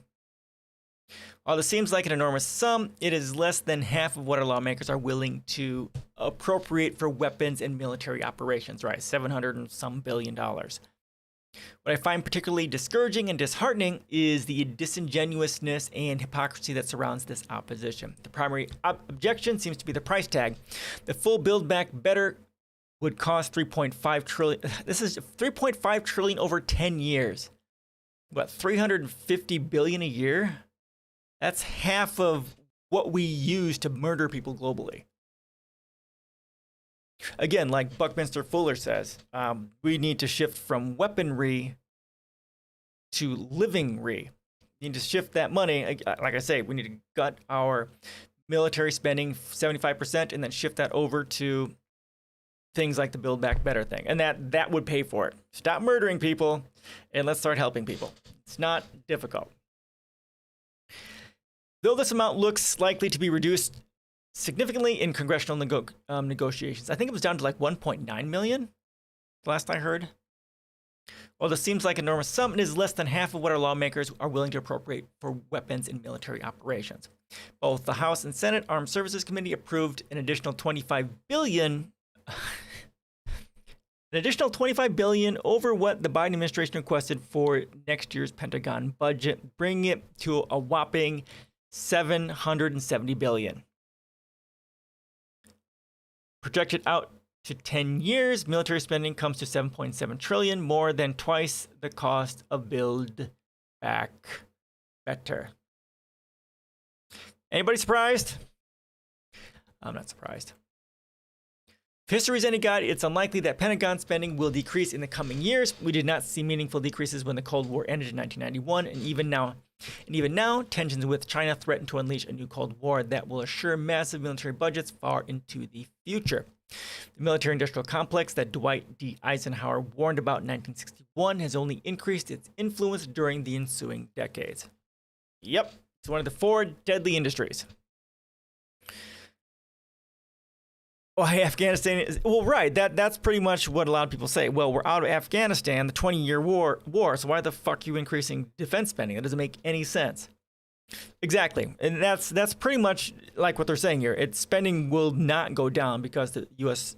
Military-industrial complex essentially owns at least a significant part of the U.S. government.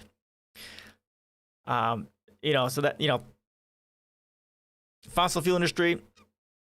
Well, see, the key thing with, of course, the U.S. military-industrial complex is that is the very tip of the spear for U.S. imperialism and colonialism, which is used for the governments to invade countries, coup countries, and steal their resources. So it's all about, it's all about resources.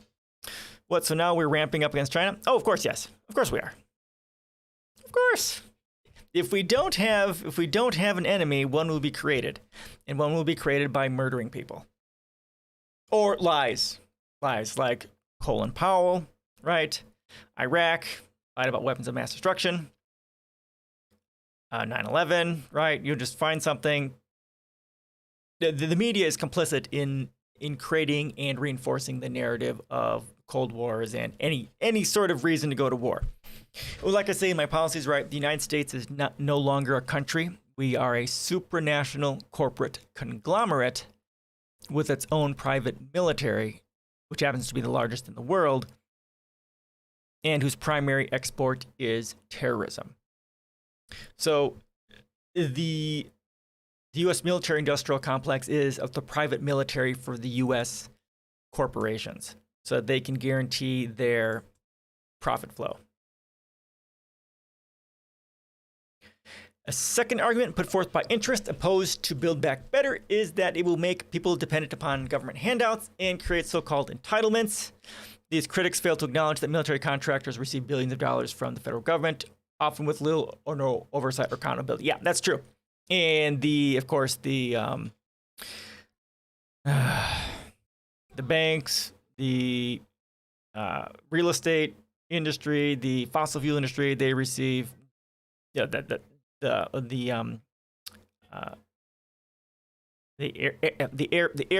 airplane industry, the airline industry received trillions with the pandemic, right? They're given trillions and trillions of dollars with no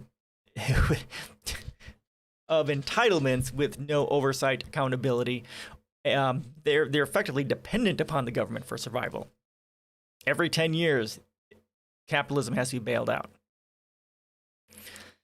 For example, Lockheed Martin receives almost 70% of its revenue from the government contracts. Despite the poor quality of its work, the company's F-35 jet fighter, costs $100 million per plane, has been plagued by massive cost overruns and dismal performance. Early this year, the Air Force Chief of Staff declared that the F-35 was a failure, but Congress keeps ordering more.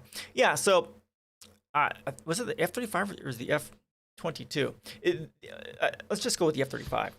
The government said, no, we don't want this. We have no need for the F-35, but they did it anyhow because the military-industrial complex said, yes, you're going to do it because we need the fucking money. And they end up being, it's a crappy jet that no one wanted and no one wants to fly because it has so many issues. Is that the F-22? I think it's actually the F-22. I'm not sure. Profitable industries also receive large government subsidies. The International Monetary Fund, fuck them, reported recently that fossil fuel industries like coal, oil, gas benefited from subsidies that came to $5.9 trillion in 2020. That's globally. Yeah, so this is the number, 11 million per minute, but this is globally, not just the United States. And we read that article, I'm pretty sure. These subsidies persist even as dire scientific reports call for faster phase out of fossil fuels if we are to avoid catastrophic climate change. Right. And then, of course, we read the article, Biden saying the IPCC report isn't enough for us to not sponsor fossil fuels, which is fucking mind-boggling. Mind-boggling.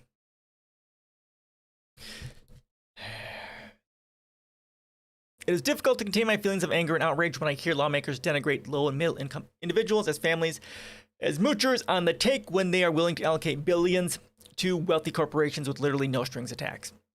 Right. The corporations and the billionaires are the true moochers. Programs that address healthcare, education, housing, childcare, racial equity, and environmental protection are investments in our future. We must not let our lawmakers get away with this charade of fiscal responsibility to defeat Build Back Better. Again, this is where modern monetary theory comes in, right? There's zero reason we can't fund all of this. Not that we want to fund the war complex, right? Because we definitely don't. But you know, all this stuff, it's Congress passes a law, and then the money's magically there. Those congressional spending accounts with the Federal Reserve or whatever they are get a bunch of zeros added, and then Congress goes and spends it. That's all. And that's how it works for the military, right? They pass the budget, the money's there, they spend it. And they can do the same thing for healthcare, education, childcare, all those sorts of things. But why don't they do that? Why don't they do that? Because if the people are not in wage slavery or debt slavery and they're living a good and happy life, they have the ability to stand up and educate themselves and realize how much they're getting screwed over by the 1%. Yeah, happy, productive, unburdened, middle class or, 99% means the 1% can't keep bilking the country for all they can. There's a great, where is it? Is it, where do I put that? There's a great meme on this. I think I put it right here.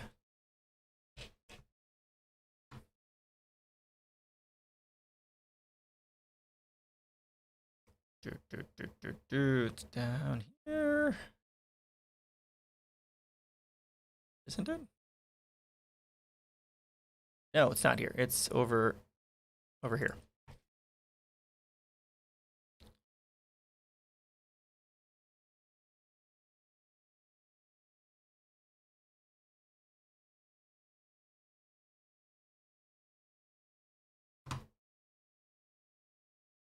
There it is. There we go. So yeah, desperate people make ideal workers and distracted citizens, right? High student debt, high medical fees, 40 job apps in a month, work for cheap, far from family, send us your land if we create new jobs, and distracted citizens, climate change, gotta pay rent, disability rights, gotta find a job, land rights, I need to feed my kids, refugees, what? I got medical bills. Yeah, so as long as we're distracted and divided, we're much, much easier to control that way.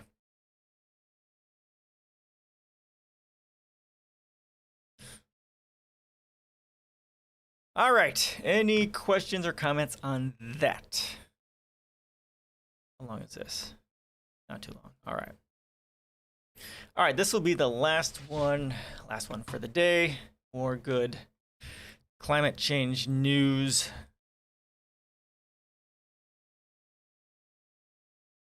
Did some pretty positive stuff to start. Barcelona offers free mass transit to residents who ditch their cars. Fossil fuel-free Sweden.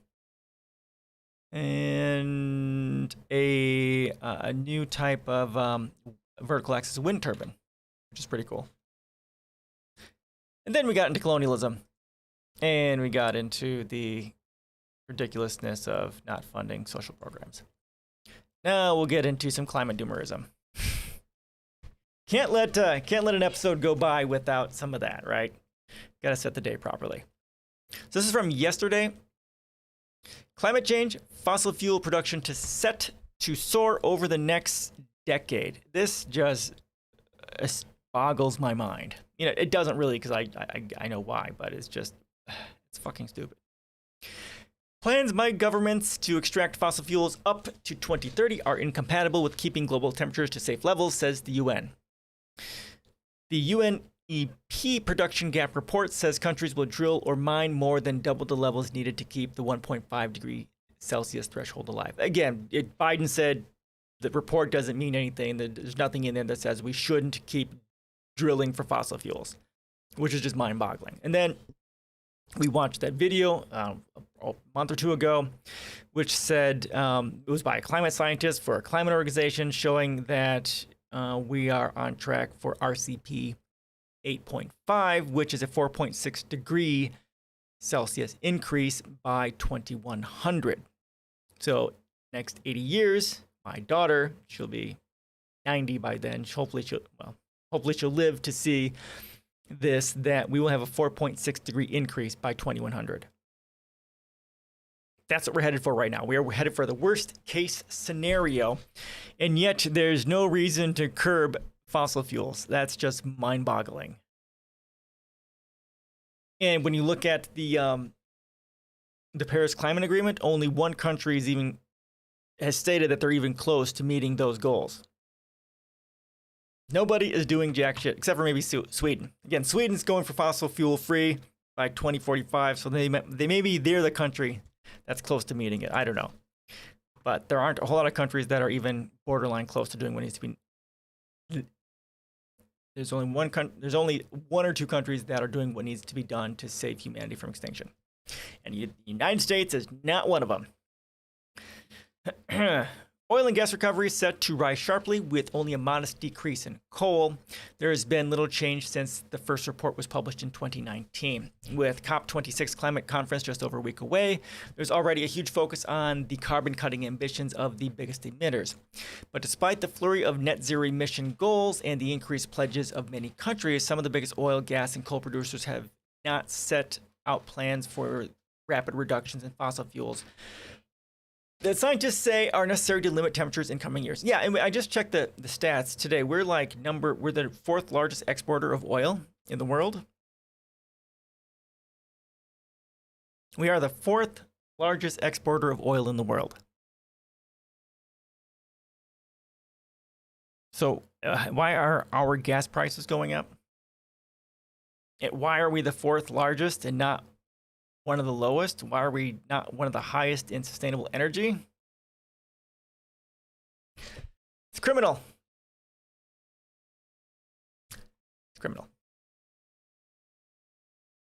Earlier this year, researchers from the Intergovernmental Panel on Climate Change, IPCC, warned of the dangers for humanity of allowing temperatures to rise by more than 1 degree Celsius this century. To keep under this threshold will require cuts in carbon emissions of around 45% by 2030 based on 2010 levels.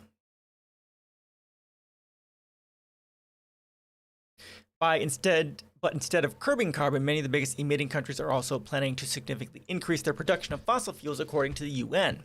The production gap report finds that countries plan to produce around 110% more fuel than would be compatible with the 1.5 degrees Celsius temperature rise by the end of the century. The plans are around 45% more than what's needed to keep the temperature rise to 2 degrees Celsius. Yeah, you see? I mean, the sheer idiocy. According to the study, coal production will drop, but gas will increase the most over the next 20 years, because a lot of them are dropping coal for gas to levels that are simply incompatible with the Paris Agreement. The report profiles 15 major production countries, including Australia, Russia, Saudi Arabia, the US, and UK. Most governments continue to provide significant policy support for fossil fuel production, the authors say. Yep, no shit.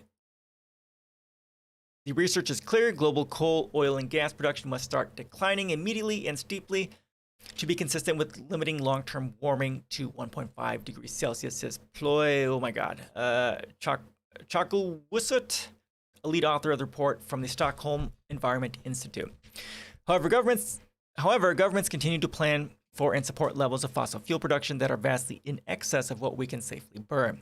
While countries have devoted far more of their recovery spending after the COVID pandemic towards fossil fuel activities, there are some positives when it comes to financing.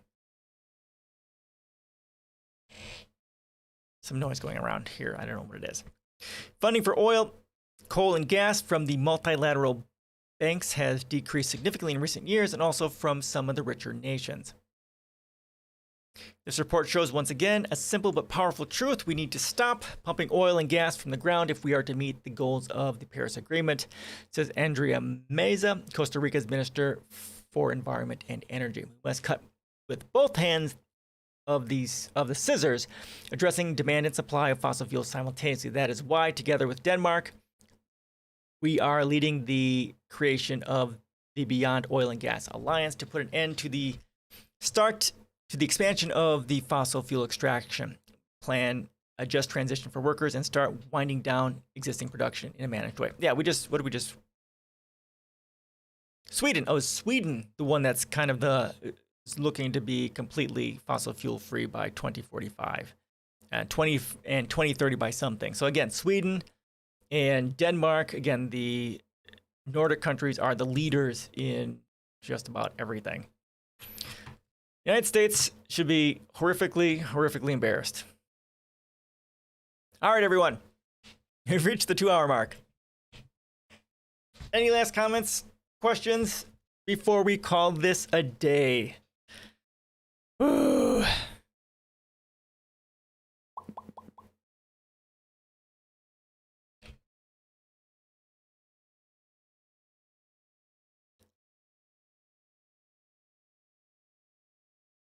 No, that's all good. If you really get bored, you can go back and look through what I covered for this article. Yeah, see you next time. It's mostly stuff I will have covered before, at least conceptually, but not definitely within the context of Ghana and Africa, and so on.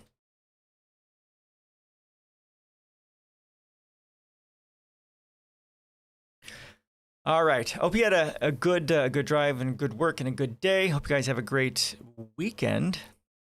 Yeah, thank you guys so much for your time. I appreciate it. I stream on Tuesdays at 5 p.m. Central, Thursdays 5 p.m. Central, and Saturdays at 5 p.m. Central.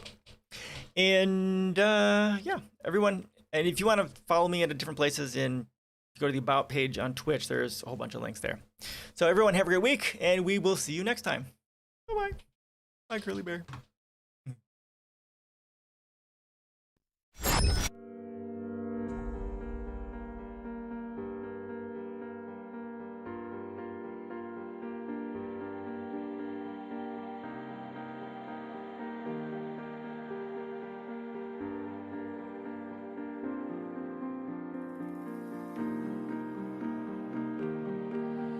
Just me and you, let's make up all the rules.